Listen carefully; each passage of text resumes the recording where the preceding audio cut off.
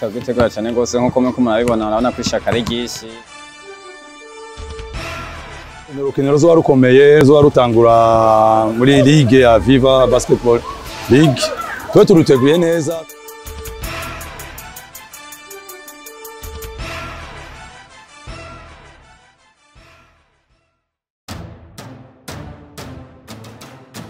Za Viva Basketball League ziye kuba zitangura no mugwi wa New Star twashoye kuba tugendera ni watahukanye ikibanza ca mbere muri Road Viva Basketball League.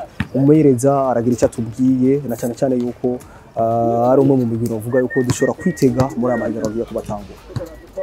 Twe turagwitegura neza cyane gose, tutagitegura cyane gose nkuko mwe kumurabibona urabona ko ishaka ari ryinshi, ubona yuko determination irakwiye, turiteguye cyane. Ikibazo na kimwe kiretse gusa ko yashaka kuramutsa abo muhira, asangire park nabo muhira nta kindi. Turavyize cyane gose nkuko vyayo umwaka uheze, n'ubu two turagira ibishoboka kugira turabe yuko vyoba n'ubu mu mwaka.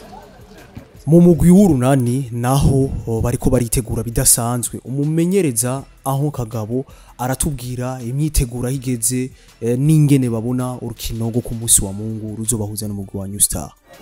Nkuko bivuze ni urukino ruzoba rukomeye ruzoba rutangura muri ligue ya Viva Basketball League. Twe turuteguye neza kubera abakinyi dufise tumaze iminsi iyi ya gatatu tuko turimenyereza, bona abakinyi ameze neza. Strategy to turakoresha ni strategy bona yuko abakinyi bashobora gukoreza kandi zibaho ubushobozi bwo kugira urukino neza. Uko mubona mu myimenyerezo ni equipe yubase neza, ifise staff ikwiye, abakinyi bakwiye.